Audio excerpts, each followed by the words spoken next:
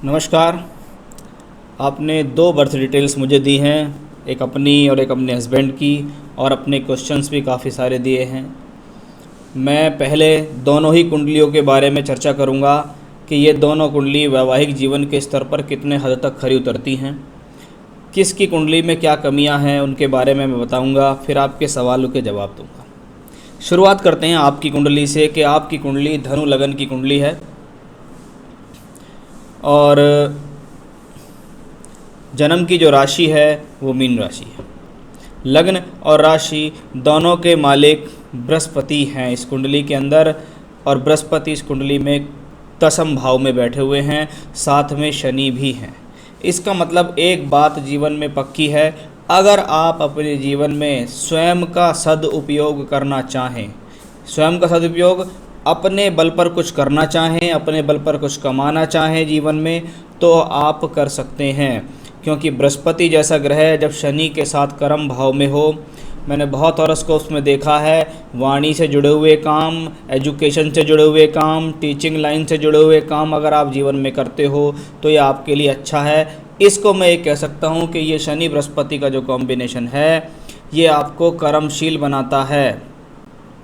आप अपने जीवन में सदुपयोग कीजिए, क्योंकि अभी आपकी एज बहुत है, यानी आप चाहें तो अपने जीवन में कुछ अच्छा कर सकते हैं, और कर रहे हों तो बहुत अच्छी बात है। चलिए, लगन में बैठा है सूर्य और मंगल। सूर्य इस कुंडली के अंदर लगन में विराजमान है, भाग्य का मालिक होकर लगन में 0 डिग्री का है। अब भाग्येश का लगन में होना कहने को राजी होगे, लेकिन जब वो प्लैनेट 0 डिग्री का हो जाता है तो वो दिखने में अच्छा होता है, रिजल्ट देने में अच्छा नहीं होता। यानी ऐसे ग्रह को देखकर कहें कि वो बल उसमें ज़्यादा नहीं है, पर हाँ ठीक है, जब तक आप अपने माँ बाप के साथ रहे तब तक आपको ठीक रहा। साथ में मंगल है जो पंचमेश है, आपको बुद्धि देता है, ज्ञान देता है, आप अपने बल पर अच्छी एजुकेशन प्राप्त कर सकते हैं, ये संतान देने का भी एक योग है। अब सूर्य और मंगल जो कि धनु लगन के लिए कहने को तो अच्छे हैं, लेकिन ये दोनों ही स्वभाव में अशुभ हैं। सूर्य को क्रूर ग्रह कहा गया है, मंगल को एक अशुभ ग्रह की श्रेणी में रखा गया, क्योंकि ये स्वभाव में दोनों अशुभता रखते हैं। अब सूर्य जहाँ एक अहंकारी प्लैनेट है तो मंगल वहीं एक एग्रेशन देने वाला प्लैनेट है, यानी ये क्रोध देता है, वो आपको अहंकार भी देता है, वो आपको स्वाभिमान भी देता है। अब ऐसे दो ग्रहों का संबंध आपकी कुंडली के 7वें घर से बनता है। सप्तम भाव पति का स्थान, वैवाहिक जीवन, मेरा खुद का पारिवारिक जीवन, ये सब सप्तम भाव से आता है। सप्तम भाव को सूर्य और मंगल देख रहे हैं, यानी दो अशुभ ग्रह का प्रभाव सप्तम भाव पे है, जो आपको वैवाहिक पीड़ा दे सकता है। क्योंकि लगन में बैठा मंगल मांगलिक दोष बनाता है, इसमें कोई संदेह नहीं है। अब 7वें घर का मालिक बुध है, 7वें घर का कारक शुक्र है, यानी शादी कराने वाला प्लैनेट बुध, वैवाहिक जीवन के सुख देने वाला प्लैनेट शुक्र, ब्यूटी ऑफ मैरिज का कारक शुक्र, दोनों व्यय स्थान में पहुंच गए। अपने से 6 में और लगन से द्वादश में जब पहुंच जाते हैं तो आपके द्वारा जीवन में किया गया एफर्ट्स व्यर्थ जाता है। मेरे द्वारा की गई केयरिंग व्यर्थ चली जाती है। मैं पति को कितना भी प्यार करूं, फिर भी मेरा बेडरूम मजबूत नहीं रहता, हमारे बीच में प्रॉब्लम्स रहती हैं, हमारे बीच का प्यार बिखर जाता है। अब आपके शुक्र और बुध को शनि की तीसरी दृष्टि भी प्रभावित करती है, और यही शनि कुंडली के सप्तम भाव पर बैठता है। एक पूरी तरीके से कॉम्बिनेशंस जिसको कहते हैं मैरिड लाइफ वाइज बहुत ज़्यादा पुअर कॉम्बिनेशन आपके चार्ट में है।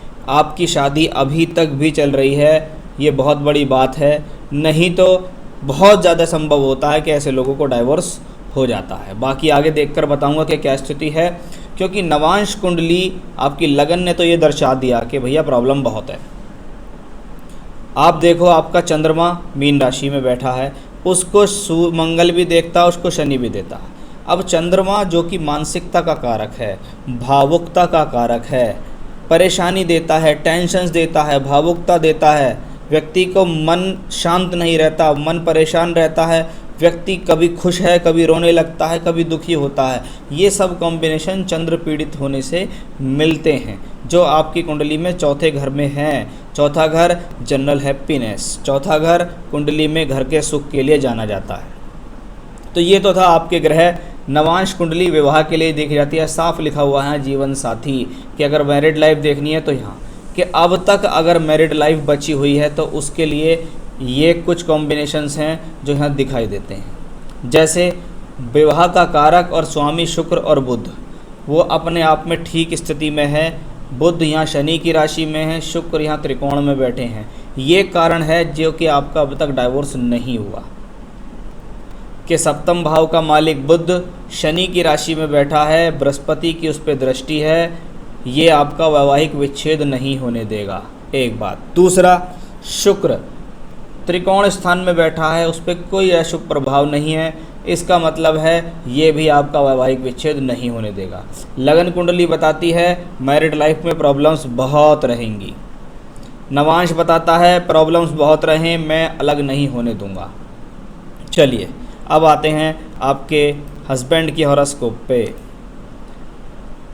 कुंभ लगन का हॉरोस्कोप, मांगलिक आप भी और मांगलिक ये भी। इनका मंगल 12वें घर में बैठा है, आपका मंगल 7वें घर में बैठा है। दोनों के मंगल कुंडली के सप्तम भाव को देखते हैं। इसका मतलब है प्रॉब्लम्स तो आएंगी ही आएंगी। अब लगन, शनि का लगन, शनि सप्तम भाव में वक्री होके राहु केतु अक्ष पे, और सूर्य सप्तम का मालिक होके, यानी सूर्य केतु शनि राहु बिल्कुल आमने सामने एक दूसरे का राशि परिवर्तन योग करके हैं, जो साफ तौर पर दर्शा रहे हैं कि भी इस व्यक्ति को भी मैरिड लाइफ वाइज प्रॉब्लम्स हैं।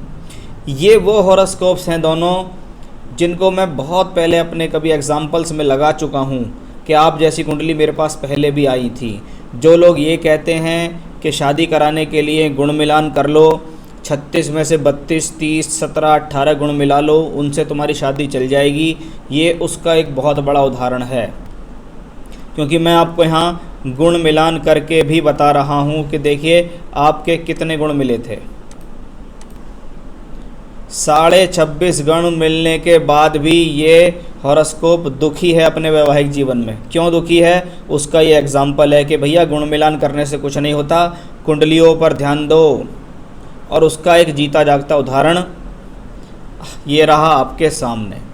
चलिए बात करते हैं आपके सप्तम भाव, और इसमें जब राशि परिवर्तन होता है, राहु केतु अक्ष पे हो और सूर्य और शनि जो आपस में शत्रुता रखते हैं वो राशि परिवर्तन कर रहे हैं, तो एक और सिग्निफिकेंस मिला मैरिड लाइफ वाइज प्रॉब्लम का। इनकी नवांश कुंडली देखता हूँ। नवांश कुंडली यहाँ पर शनि बैठे हुए हैं लग्नेश होके, लेकिन आप देखिएगा शुक्र जो विवाह का कारक है वो यहाँ नीच का है, साथ में शनि है, साथ में मंगल है, साथ में द्वादशेश तृतीयेश बृहस्पति है। तो प्रॉब्लम्स तो यहाँ भी दिखाई दी। लेकिन एक बात मैं आपको बता दूँ, ये एक भोग है। अब तक मैंने आपके दोनों चार्ट देखे, आपकी कुंडली मुझे कुछ ज़्यादा तकलीफ़ वाली लगी है बनिस्पत इनके। यदि मैं इसमें कंपेयर करूं तो मैं कह सकता हूं जी आपकी कुंडली 80% ख़राब है, तो आपके हस्बैंड की कुंडली जो है वो आपसे 5% प्लस में है, इतना कह सकता हूं। यानी आपकी कुंडली ज़्यादा ख़राब है, उनकी कुंडली कम ख़राब है। लेकिन नवांश कुंडली ने मुझे यहाँ दर्शा दिया कि मैरिड लाइफ वाइज प्रॉब्लम्स हैं। साथ ही साथ यहाँ सारे ग्रह त्रिकोण में बैठे हैं। जब त्रिकोण में ग्रह बैठते हों तो ये मैरिड लाइफ को पॉजिटिव करते हैं, और जब पॉजिटिव करने की बात आती है तो ये फिर से एक कॉम्बिनेशन बना, झगड़े होंगे, बहुत कुछ होगा, सेपरेशन नहीं होगा। चलिए ये तो रही एक हॉरोस्कोप में मैरिड लाइफ वास की क्या स्थितियां हैं। दशा देख लेते हैं आपकी। शुक्र की महादशा आपको चल रही है। शुक्र मैरिज का प्रबल कारक, द्वादश भाव में बुध के साथ शनि से दृष्ट, पीड़ित है, 12वें घर में है, मैरिड लाइफ में प्रॉब्लम्स हैं। लेकिन त्रिकोण में नवांश में शुक्र का बैठना ये दर्शाता है कि प्रॉब्लम फेस करते रहो, सेपरेशन नहीं होगा। शुक्र में आई बृहस्पति, बृहस्पति यहाँ दशम में है। जैसा मैंने आपको कहा कि ये प्लेनेट आपको जीवन में काम करा सकता है आप अगर वर्किंग होना चाहें। साथ ही साथ नवांश में बृहस्पति लग्नेश होके यहाँ है, शनि के साथ हैं, चंद्र मंगल उसको देख रहे हैं। ये प्लेनेट आपको ऐसा तो हो सकता है कि कोर्ट कचहरी तक ले जाए, लेकिन फिर से ये प्लेनेट ये दिखाता है कि इतना आसान नहीं है सेपरेशन होना। हस्बैंड का चार्ट दशा बृहस्पति की चल रही है। बृहस्पति 6th हाउस में मंगल से दृष्ट हैं, यानी कोर्ट कचहरी बृहस्पति भी दिखा रहा है। अब नवांश में बृहस्पति 9th हाउस में, योग कारक शुक्र लग्नेश शनि के साथ, इसका मतलब प्रॉब्लम है लेकिन फिर से डाइवोर्स के कॉम्बिनेशंस नहीं हैं। चंद्रमा की अंतर्दशा है, चंद्रमा छठे घर अष्टम में बैठा है, षष्ठेश होके है, पीड़ा देता है, परेशानी देता है, झगड़े झंझट देता है, लेकिन सेपरेशन का कॉम्बिनेशन नहीं है। अब आता हूँ आपके सवालों पर। मेरे हस्बैंड मुझे बार बार छोड़कर भग जाते हैं, वो तो आपकी मैरिड लाइफ में ही प्रॉब्लम्स हैं, तो आपको ये चीज़ें फेस करनी पड़ रही हैं। भविष्य में मुझे मेरे पति का साथ रहेगा या नहीं, मैं भविष्य में कहाँ रहूँगी, ससुराल में रहूँगी या कहीं और। चलिए, जब हम बात करते हैं ससुराल की, तो ससुराल के लिए कहीं ना कहीं घर के सुख को देखना चाहिए। आपकी हॉरोस्कोप में घर के सुख में कमी, जनरल हैप्पीनेस में कमी, मैरिड लाइफ में कमी, ये सब भोग भाग्य से आपको प्लैनेटरी पोजीशन मिली हुई है। अब भविष्य में पति साथ रहेंगे या नहीं, देखिए बार बार एक संकेत क्लियरली निकल के आ रहे हैं कि देखिए साथ रहने के कॉम्बिनेशन तो विमुखता वाले हैं, यानी साथ रहेंगे चले जाएंगे, साथ रहेंगे चले जाएंगे, क्योंकि आपको दशा ही ऐसी मिली है। लेकिन जहाँ बात है सेपरेशन की, डाइवोर्स की, वो नहीं है। आगे चलता हूँ और बताऊँगा मैं भविष्य में कहाँ रहूँगी, क्या मैं ससुराल में रहूँगी। देखिए ससुराल के सुख में कमी है। कमी का मतलब यहाँ सीधा सीधा यही है कि आप कितना भी प्रयास कर लें वो आपको खुश नहीं रहने देंगे। मेरे दोनों बच्चों को अपने पिता का साथ मिलेगा या नहीं, देखिए संतान कुंडली में आपकी देख रहा हूँ, ये संतान सप्तांश कुंडली है। यहाँ भी मंगल की पोजीशन संतान के लिए बताई थी, यहाँ भी बृहस्पति लगन में है, और ये अपने आप में बुध यहाँ बैठे हुए हैं, तो ये अच्छी पोजीशन है कि माँ का साथ पूरी तरीके से मिल रहा है। अब आई पिता की बारी। पिता के लिए देखें तो यहाँ मंगल और शुक्र बिल्कुल बिल्कुल मिलेगा जी, इसमें कोई भी संदेह नहीं है, चाहे कंडीशन आपके साथ कैसी भी रहे। मेरे सास ससुर मुझे कब तक परेशान करते रहेंगे, देखिए मैंने आपको पहले ही बताया था, मैरिड लाइफ वाइज पति से कहानी शुरू होती है और पति के साथ तो आपकी समस्या लंबे समय तक चलेगी। मैं अपने पति के साथ रहना चाहती हूँ, इसके लिए मैं क्या करूँ, मैं रेमेडी आपको बताऊँगा। मेरे सास ससुर ही सब कुछ करवाते हैं, वही कहते हैं कि तुम अपनी बीवी को छोड़कर भाग जाओ। देखो वो कह रहे हैं पति कर रहा है, ये बात नहीं है। बात यह है कि उसकी कुंडली में ऐसे योग हैं जिसके कारण वो ये सब चीज़ें करता है। उन सब योगों को कम करने, उन सब दोष को कम करने के लिए मैं आपको उपाय बताऊंगा जिससे आपकी सारी समस्या होंगी सॉल्व हो जाएंगी सब। मेरे सास ससुर नहीं चाहते मेरा पति मेरे साथ रहे, ये वही बात है। मैं भविष्य में कहाँ रहूँगी, ससुराल, वो भी मेरी कुंडली में भैया अष्टम भाव में राहु है। अभी देखते हैं अष्टम भाव में राहु है जी, 8वें घर में राहु है तो क्या प्रॉब्लम है। अष्टम भाव में राहु है तो क्या प्रॉब्लम है, इससे कोई समस्या नहीं है। प्रॉब्लम तो और बहुत सारी हैं आपके चार्ट में। अष्टम भाव के राहु से कोई इतनी विशेष समस्या नहीं है। क्या इससे मुझे कोई दिक्कत होगी, अभी राहु का कोई लेन देन नहीं है दूर से दूर तक। प्रॉब्लम क्या है, शुक्र की दशा की प्रॉब्लम है। शुक्र के बारे में मैं आपको बता चुका कि शुक्र कितना पीड़ित है, क्योंकि ये विवाह का कारक है। प्रॉब्लम भी आपको मैरिड लाइफ वाइज दे रहा है। मेरे लगन में मंगल है, क्या शनि की 7.5 जब लगेगी तो मेरे ऊपर इस चीज़ का असर होगा। देखिए लगन में मंगल है और शनि की 7.5 है, ये तो बात ही समझ से बाहर है। हाँ आपके लगन में मंगल है, ये मंगल मांगलिक दोष बनाता भी है, ये सूर्य के साथ भी है, आपके 7वें घर पर 3 अशुभ ग्रहों का प्रभाव भी है, कोई शुभ प्रभाव नहीं है। सूर्य मंगल शनि सब देख रहे हैं, इसलिए प्रॉब्लम का विषय तो आपके चार्ट से बहुत कुछ है।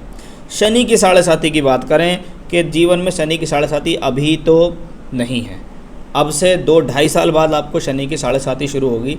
लेकिन शनि आपकी कुंडली में कोई इतने बुरे नहीं हैं जो आपको 7.5 के तौर पे परेशान करेंगे। कुंडली में चंद्रमा प्रॉब्लम में है, चौथा घर प्रॉब्लम में है, बहुत सारी चीज़ें प्रॉब्लम में मैं आपको बता चुका उनमें। अब एक चीज़ तो कन्फर्म हो गई, 2027 तक आपके साथ ऐसा ही चलता रहेगा जैसे चल रहा है। कभी पति साथ रहेंगे, कभी पति साथ नहीं रहेंगे, कभी उनका सुख मिलेगा, कभी उनका सुख नहीं मिलेगा। भले ही कोर्ट केस चल रहा हो लेकिन सेपरेशन नहीं होगा। कहीं ना कहीं बात उलझ के आ जाएगी, नहीं जी हमें तो साथ ही रहना है। चाहे उसमें ये समझ लो कि जी आप भावुक हैं तो आप कहेंगी मुझे साथ ही रहना है, मुझे डाइवोर्स नहीं चाहिए, ऐसा कुछ भी। और भी मैं आपको बताऊं, आपको डाइवोर्स लेने से फ़ायदा भी नहीं है। इसलिए आपको इन्हीं परिस्थितियों से जूझना है, इन्हीं परिस्थितियों को सॉल्व करना है। उसके लिए कुछ उपाय हैं जिनसे आप करेंगे तो कहीं ना कहीं आपके पति से आपका तालमेल अच्छा होगा। उनके द्वारा कराए गए कुछ भी टोटके हों, टोने हों, जो भी आपके ऊपर कोई कराता हो, उनसे कुछ चीज़ें हल होती चली जाएंगी। चलिए, उपाय नंबर 1, देवी कवच का पाठ नित्य प्रतिदिन आपको करना पड़ेगा ज़रूर। शाम के समय सूर्यास्त के बाद जोत जलाइए, देवी कवच का पाठ कीजिए। अब बात करते हैं सुबह के समय क्या कर सकते हैं। सुबह के समय करेंगे आप सबसे पहले बजरंग बाण का पाठ, ठीक है।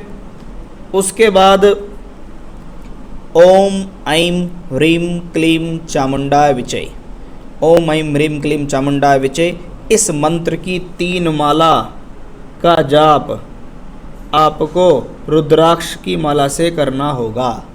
इसको बोलते हैं नरवाण मंत्र। तो बजरंग बाण का पाठ सुबह और 3 माला उस मंत्र की जाप की करें। जो देवी कवच बताया उसको शाम को करें सूर्यास्त के बाद। और गुरुवार के व्रत रखना शुरू कीजिए। शुक्ल पक्ष उजाली रातों की गुरुवार से आप व्रत रखने शुरू करो। उन व्रत में आप जो भी मन से इच्छा है 11 या 21 व्रत रखो, उसके बाद उसका उद्यापन करो, फिर कुछ दिन का गैप करो, फिर व्रत करो। इस तरीके से करते रहो। बृहस्पति पति के कारक हैं। सारी चीज़ें धीरे धीरे करके पॉजिटिविटी की तरफ बदलती चली जाएंगी। बस ये उपाय हैं, इनको छोड़ना नहीं है और बिल्कुल कड़े मन से लगे रहना है, क्योंकि आपकी लड़ाई लंबी है और आपकी लड़ाई बड़ी कठिन भी है। ये बिना रेमेडीज़ के सॉल्व नहीं होगी और उपाय भी एक हद तक काम करते हैं, पूर्ण रूप से किसी चीज़ को नहीं काट सकते। बाकी ईश्वर की इच्छा है वो कितना आपको ब्लेसिंग्स, कितना आपको आशीर्वाद देते हैं। आप अपने उपाय करने में कोई कमी मत करना। बाकी कभी भी चाहें तो पुखराज रतन आप पहन सकती हैं। आपके लिए सबसे ज़्यादा फ़ायदेमंद पुखराज रतन रहने वाला है। तो ये थे आपकी सवालों के जवाब। रेमेडी जो आपने पूछा सब कुछ मैंने उसके बारे में बताया। और मेरी वीडियो को 1 नहीं 2-3 बार सुनना तो आपको पता लगेगा कि मैंने उसमें क्या चीज़ आपको बार बार समझाने का प्रयास किया है। नमस्कार।